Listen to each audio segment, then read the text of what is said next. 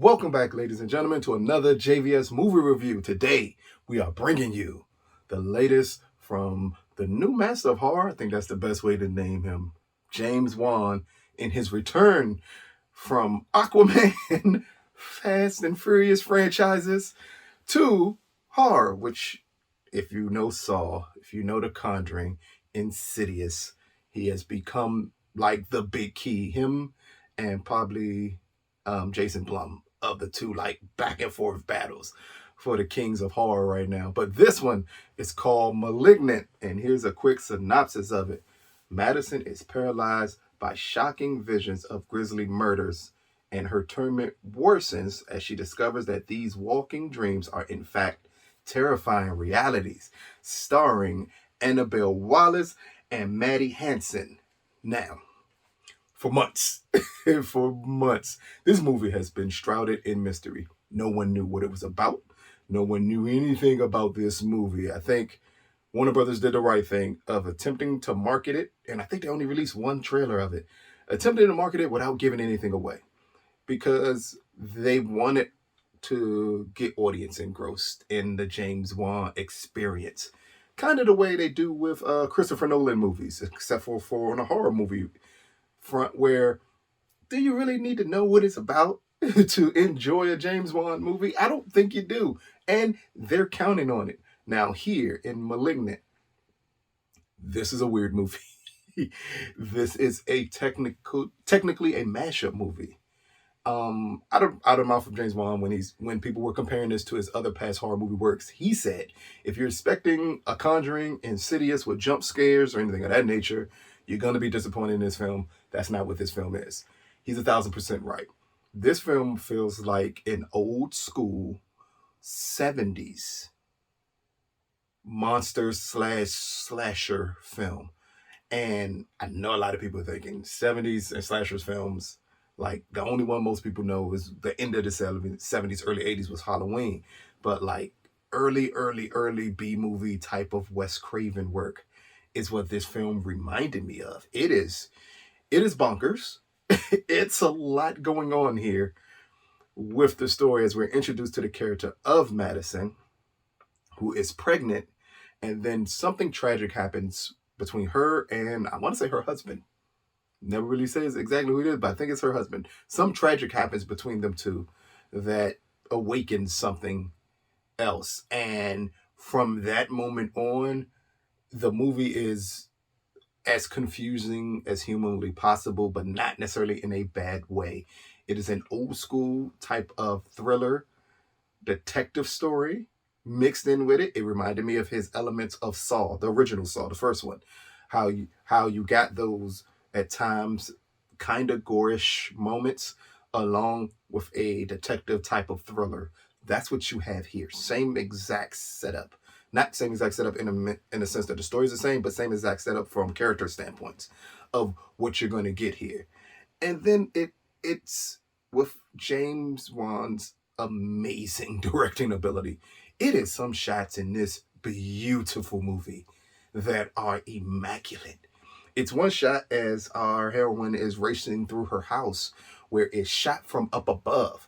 So everything is pointed down for each room that she's going into. It is one of the best shots I've seen this year in a film. It's amazing the way he shoots horror movies the way big budget films are shot, even on smaller budgets, because this is not a big budget film. But it's just the shots that he gets out of it. You can tell he loves horror, and he loves the craft, and he loves the setup. Especially the setup without a jump scare, because there's no jump scares in this movie. It is straight thrilling horror elements in it, and really silliness close to the end of the film, which works for this film. Again, this is what I mean by an old 70s type of horror movies. That's when we got the horror movies that, even through all the killings, they kind of gave you a little wink to let you understand that they understood just how silly this plot is. And here you get that. The third act of this movie, well, let's skip so fast. The first two acts are great build-up.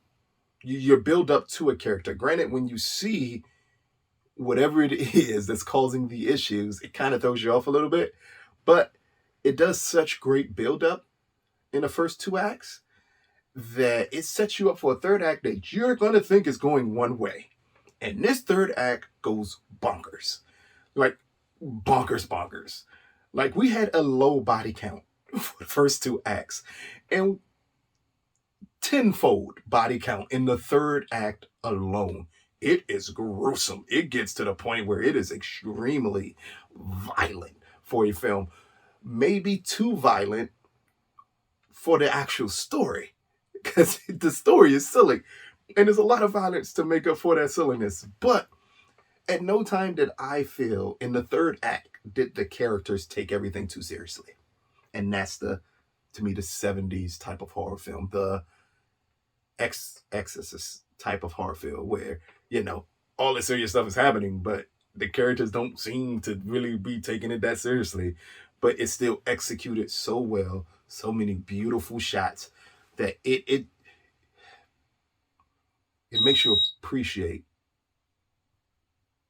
the filmmaker that James Wan is when you see the shots that he pulls off in this movie, and especially in this third act, where it is a tour de force of gore, but works in a context with this film and with the overall silliness of the mashup of different elements of horror. This is a monster movie. This is a detective thriller. This is a slasher film. It part comedy. It's so much stuff. Part medical drama. It's so much stuff mashed up in this film. And amazingly, I think strictly because of his level of talent as a filmmaker, that this movie can get pulled off. And still, with all those different elements, it still not feel as horrible as it should be. So, Malignant, which drops today on HBO Max and in theaters. Out of a possible 10, I'm going to give Malignant a 6.5 out of 10. It's not the best horror movie of the year, far from it.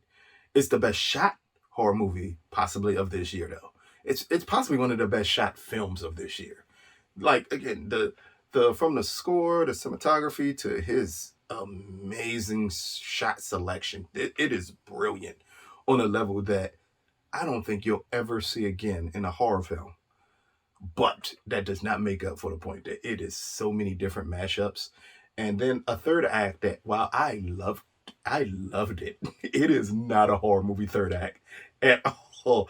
It is just as gory and as bloody as humanly possible, which kind of takes away from the buildup of the first 2 acts, but not bad enough where I would call this a bad movie. This is a really good horror film, and definitely something I welcome James's return to the horror genre with a film like this, something where he is stepping away from the Conjurings and the Insidious and coming closer to what he was doing with the Saw film, like much closer to Saw than it is to those other 2 films. And I appreciate that because, again, it shows his versatility as a horror filmmaker, which is highly important for everybody, because at this point, it is him and him alone, to me, who is going to end up running the horror movie genre as a director. Again, I mentioned Jason Blum earlier, but that's a producer.